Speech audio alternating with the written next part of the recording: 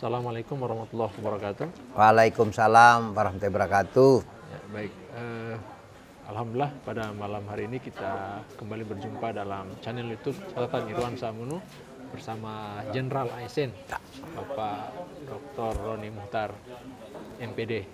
Ya. Dan ini adalah merupakan agenda khusus terkait dengan acara hari ulang tahun Kota Bobo yang ke-480. Kita sebut dengan Festival 480 Kota Bobo. Dan pada malam ini, setelah sebelumnya kita telah mengelaborasi apa yang menjadi gagasan Bapak Wali Kota, kita akan mendalami lebih jauh apa yang menjadi peran dari Bapak Sekretaris Kota Bobo. Nah, kita tahu bahwa Kota Bobo ini sudah tidak muda lagi, sudah 480 tahun, dan sebagai Jenderal ASN tentu Bapak menjadi kabinet dari tampil manis, ya, dan yang menjadi soal adalah bagaimana kontribusi yang telah diberikan untuk memberikan peran yang maksimal terkait dengan pencapaian visi misi Bapak Wali Kota dan Wakil Wali Kota Bapak Dr. Haji A.S. Tamrin, MH, dan Bapak Lauri Ahmad Munyansyah. Silakan, Pak. Oke, makasih Pak atas pertanyaan yang diberikan kepada saya, dan Pak Irwan menyampaikan pertanyaan ini luar biasa ini nih. Jadi saya berpikir kencang untuk bisa menjawab karena cukup dalam hal yang harus diungkap, yang harus diulas sehingga kemudian pertanyaan tadi bisa terjawab. Jadi begini, pada dasarnya ASN Pemda Kota Bobo itu 100% mendukung ya, apa yang menjadi harapan, cita-cita, mimpi kepala daerah yang terumuskan dalam RPJMD. Ya. Sebagaimana kita ketahui bahwa visi yang terumuskan di RPJMD untuk kepemimpinan pemerintahan yang saat ini dikepalai atau dikomandai oleh Bapak Dr. Haji Abdul Haji Tamrin, Magister Hukum, dan bersama wakilnya Bapak Lauri Ahmad Munyansyah, yaitu menjadikan Bobo sebagai kota yang maju, masyarakatnya sejahtera dan berbudaya. Dalam rangka untuk mewujudkan itu, sebagaimana tadi saya sampaikan, Pak Irwan, bahwa ASN 100% mendukung. Kami tentu dengan segala macam yang kami punyai, segala macam pengetahuan yang kami miliki, keterampilan yang bisa kami persembahkan, ya, semangat kerja yang kami bisa perlihatkan, lalu kemudian integritas yang kami bisa tunjukkan, komitmen yang kami harus perankan dalam mewujudkan visi itu, ASN Bau-Bau akan menjadi pelaku di garda terdepan di dalam memerankan tusinya untuk usaha perwujudan pencapaian visi misi tadi itu. Dan ini saya bisa jaminkan tentang komitmen, tentang integritas, tentang niatan besar dari kami semua dalam rangka mewujudkan apa yang diceritakan oleh Pak Wali Kota dan Pak Wakil Kota. Ya, baik. Ini menarik terkait dengan garda terdepan dan memberikan yang terbaik, Pak. Ya.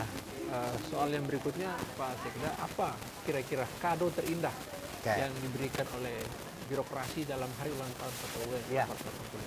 Kalau kita merunut apa yang telah diperoleh pemerintahan tampil manis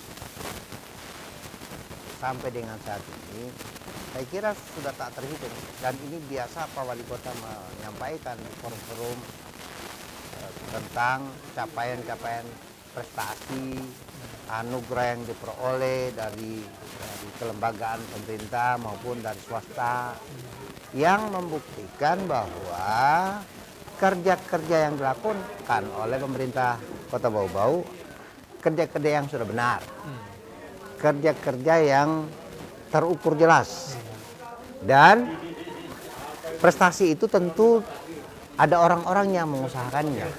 Sebagaimana juga yang biasa disampaikan Pak Wali Kota bahwa ini bukan kerja beliau sendiri, kerja banyak orang, dan di belakang beliau hadir para kami-kami ini ASN. Saya sebagai sekda tentu harus bisa memastikan, harus bisa menetapkan, harus bisa meyakinkan agar betul-betul seluruh kami ini memberi kontribusi nyata, membangun kebersamaan, persatuan, sesuai apa yang juga biasa Pak Tamrin tegaskan soal berperan, berperilaku, beraktivitas sesuai konsep PO5. Untuk negeri kami berbuat yang terbaik. Kemudian ini kan berarti birokrasi itu bekerja maksimal untuk mendukung itu. Nah, pertanyaannya adalah sejauh mana birokrasi memaknai misi tampil manis yang mewujudkan Bau-Bau sebagai kota tertib, aman, maju, indah, populer dan lancar dibingkai melalui pengarus utama 4 pilar, yaitu infrastruktur, ekonomi kerakyatan, budaya, dan pembangunan sumber daya manusia. Gimana Pak Sekda bisa menjelaskan soal itu? Jadi kan gini, pendekatan pembangunan yang sejak pemerintahan Pak Jokowi disampaikanlah kepada semua aparat ASN seluruh Indonesia bahwa polanya itu adalah HITS. Ya, HITS itu singkatan dari holistik, integratif, tematik, spasial. Ya. Nah, kami atau kita di Bau-Bau dalam menerjemahkan HITS ini, saya kira nyata itu. Dan setiap kali kalau Pak Irwan sudah berapa kali mengikuti presentasi saya pada saat Musrembang, penampakan konsep HITS itu jelas-jelas terurai waktu saya presentasi itu. Dan ini sejalan dengan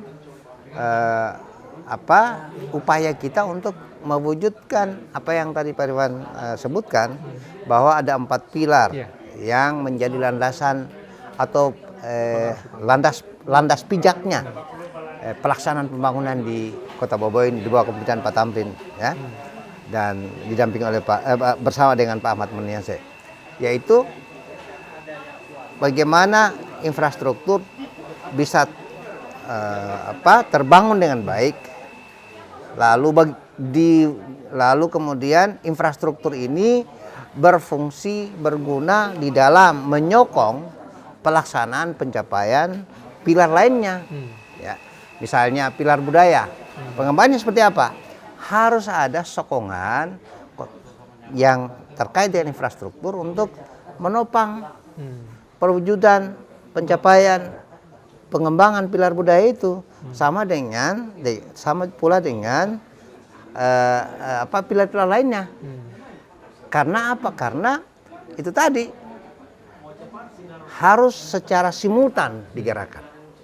Tentu tidak akan semua aspek bisa tersentuh pada waktu atau tahun yang sama. Ada prioritas-prioritas. Makanya dalam perencanaan pembangunan itu selalu ada penetapan program prioritas. Ya. Nah, untuk apa? Supaya dia terfokus ini.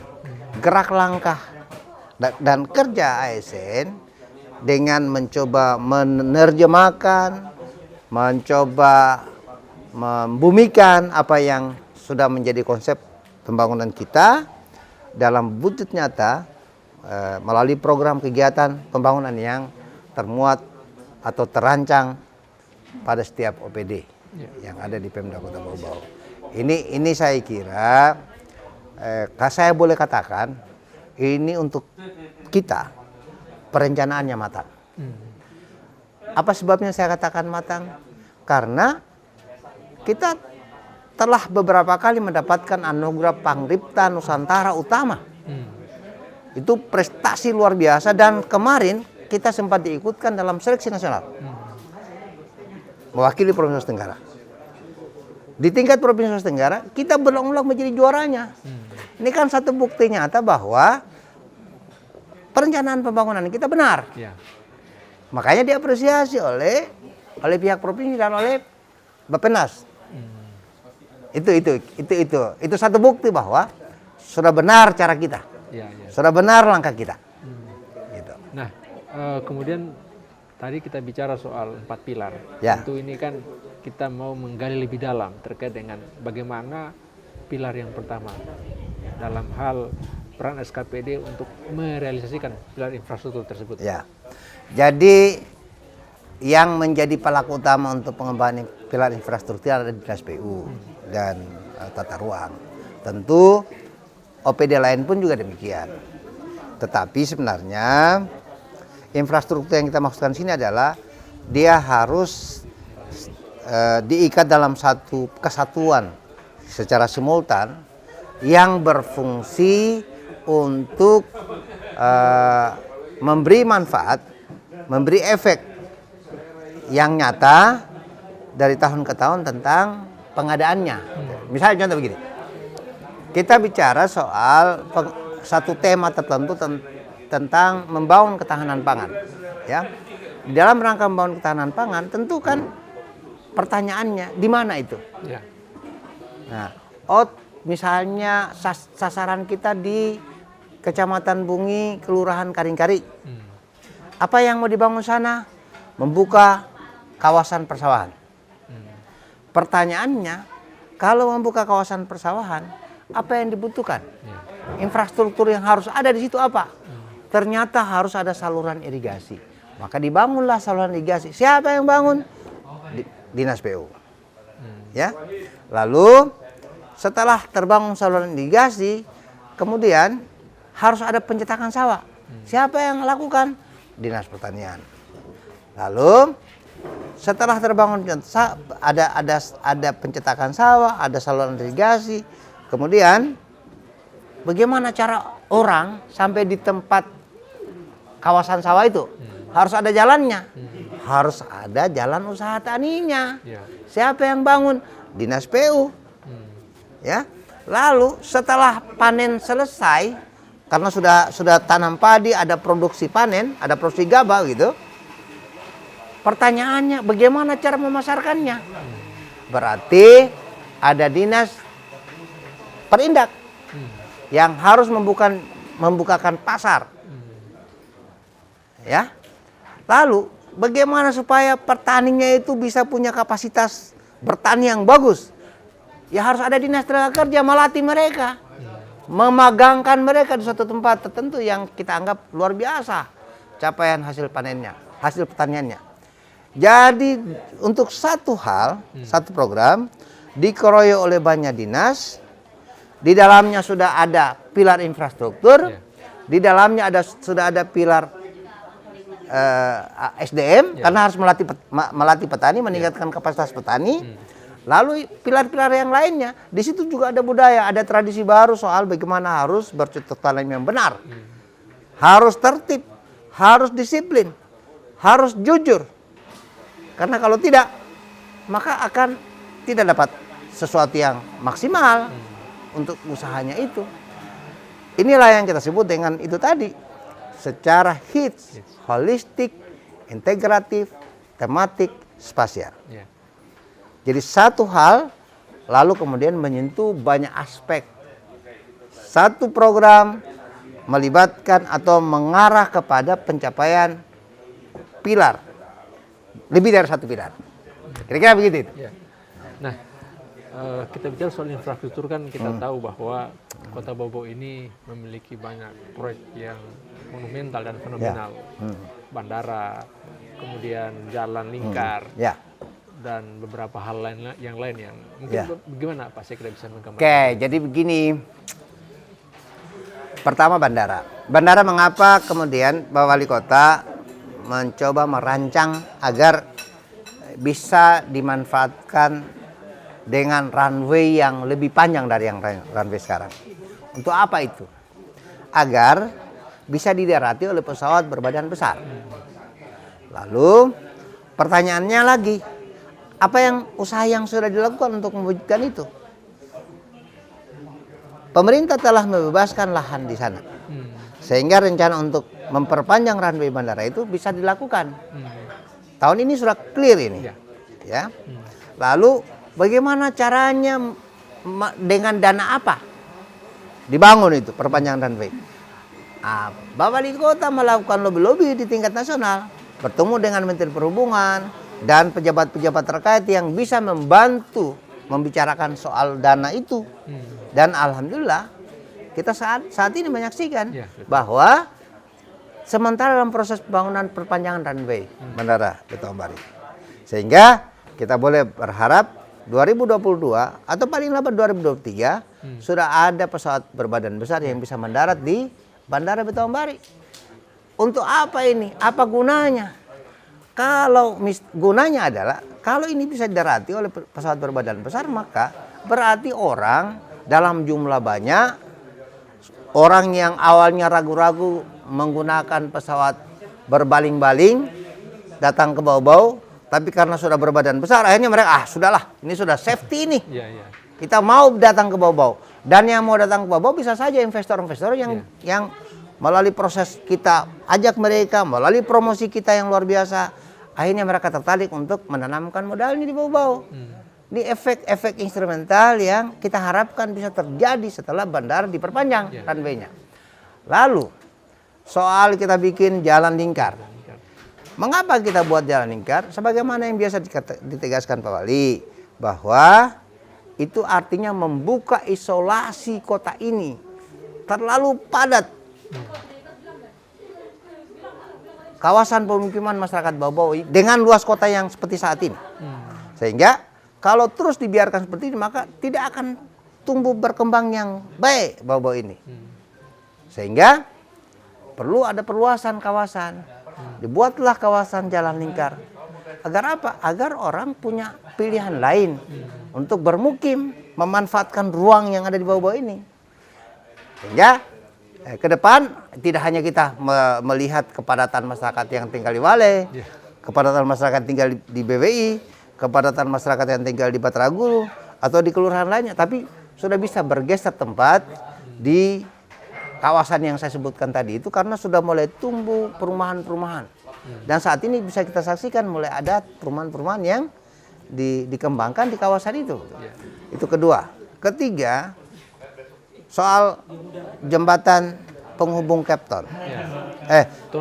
Tona. Ini juga sesuatu yang telah diupayakan.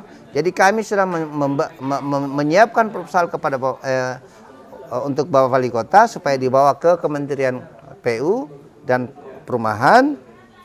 Dan alhamdulillah waktu Pak Wali Kota kita berkunjung bersama-sama Pak Gubernur, kebetulan saya juga ikut hadir saat itu, Menteri PU sudah menegaskan akan menyiapkan anggaran pembangunan jembatan Tona yang insya Allah 2022 sudah mulai dilakukan. Nah, khusus tugasnya bau-bau soal penyiapan lahan tempat tiang pancang itu selesai, kita sudah siapkan. Sudah bebas tanah untuk tempat berdirinya tiang pancang. Nah, artinya apa? Ini juga satu prestasi yang luar biasa. Karena bau-bau akan semakin menjadi magnet ekonomi di Cape Town ini. Tidak hanya Cape Town, tapi termasuk kawasan Pulau Muna. Karena apa? Ya bau-bau ini memang strategis. Energi yang dari wilayah-wilayah kabupaten tetangga kita akan masuk ke bau-bau. Dalam arti yang seluas-luasnya energi nih, energi ekonominya, energi pokoknya macam-macam lah gitu. Dan kita akhirnya bisa berharap bahwa kalau sudah menjadi magnet ekonomi, maka geliat ekonomi, kontraksi ekonomi, ya, saya boleh menyebutnya begitu, itu akan terjadi di sini. Sehingga apa? Ujung-ujungnya akan meningkatkan kesejahteraan masyarakat bau-bau. Ujung-ujungnya akan membuka lapangan kerja bagi warga kota bau-bau. Gitu itu. Saya kira cita-cita mulia, dan kalau itu bisa kita wujudkan, ya, maka apa yang dimaksud Pak Wali Kota menjadikan bau-bau sebagai kota yang maju, masyarakatnya sejahtera, dan berbudaya, insya Allah kita bisa wujudkan. Ya. Ini ungkapan yang sangat optimis. Ya, harus optimis.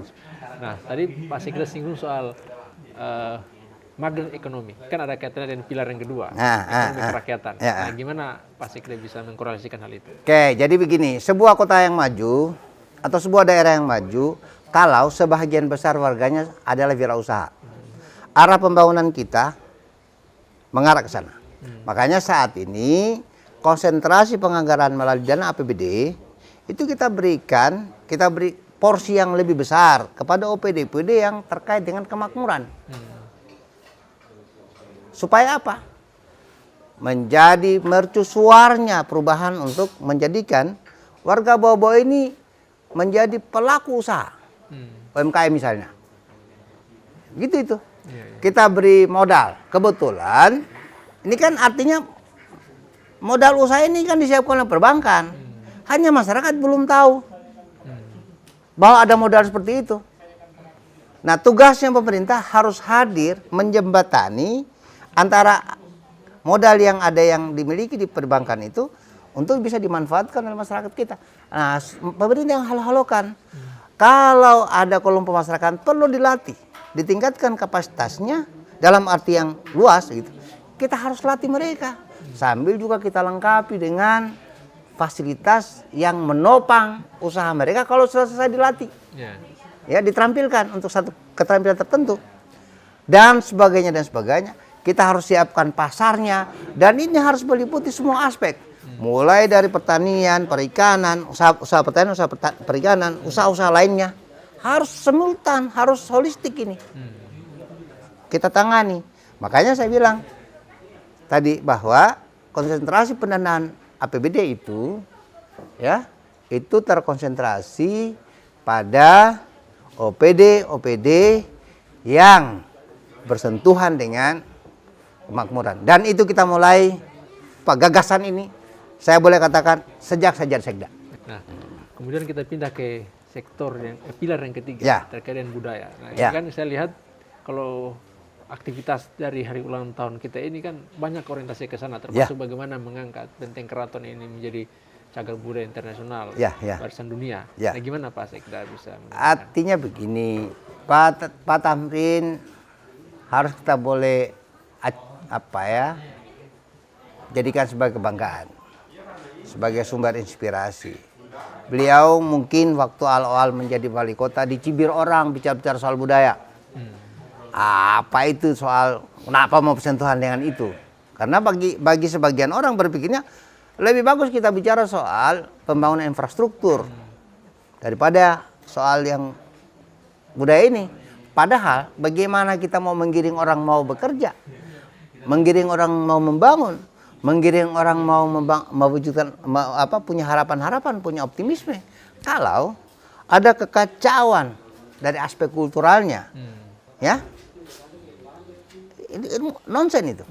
Sehingga startingnya kalau kemudian akhirnya dibenahi dulu yang ini, misalnya beliau akhirnya menelurkan konsep Polima, ini kan kalau kita maknai, ini membangun harmoni sebenarnya Polima ini.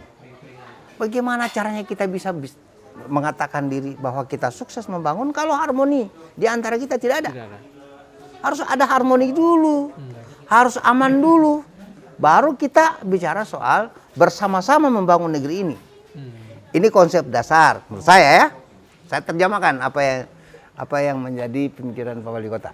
Nah, lalu kalau hubungannya dengan pelaksanaan HUT Kota Bau-Bau yang ke-480 sebagai kota dan ke-20 sebagai daerah otonom yang warna-warni penampakan simbol-simbol budaya Buton itu begitu nampak, misalnya kita pakai kampuri kalau kita jalan dan lain sebagainya, itu iya karena kita harus bangun simbol.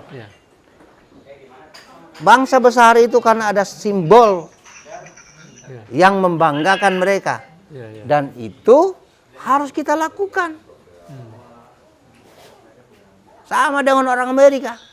Orang Amerika itu, saya ambil contoh misalnya, ini saya belajar di waktu saya kuliah dulu. Kebetulan ada satu mata kuliah tentang pendidikan di Amerika. Orang Amerika, biar orang dari mana saja, pada saat diterima sebagai warga negara Amerika, maka langsung muncul jiwa nasionalisme sebagai seorang Amerika. Padahal dia sebelumnya dia warga negara lain, tapi pada saat dinyatakan menjadi warga negara Amerika, lahir. Karena apa? Ada simbol kebesaran Amerika. Nah, kita juga mau ingin begitu. Boboiboy yang harus bikin seperti itu. Ada simbol yang mengikat kita agar jiwa kita terus membara bahwa saya ini orang Bau-Bau, orang Buton, harus apa gitu. Harus lebih baik. Kan begitu itu Pak Irwan. Ya, ya. Nah, ini kan berarti juga ada kaitannya dengan pilar yang keempat mengenai bagaimana pembangunan sumber daya manusia. Ya.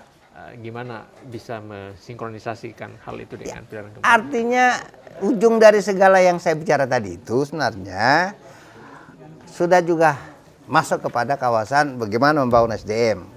Karena pada akhirnya yang melakukan itu kan SDM. Ya. SDM yang melakukan, kalau dia kualitasnya bagus, maka pasti hasilnya bagus. Kalau SDM kualitasnya rendah, pasti tidak bagus. Nah, apa yang kita bayangkan tadi, apa yang saya jelaskan tadi adalah SDM yang berkualitas bagus. Karena sudah dipoles melalui pendekatan budaya, sudah dipoles dengan macam-macam peningkatan keterampilan, pengetahuan dan sebagainya yang tadi saya jelaskan. Dan kumulasi dari itu, ya jadilah SDM Boboiboy yang berkelas, yang bermutu. Dan itu harapan kita.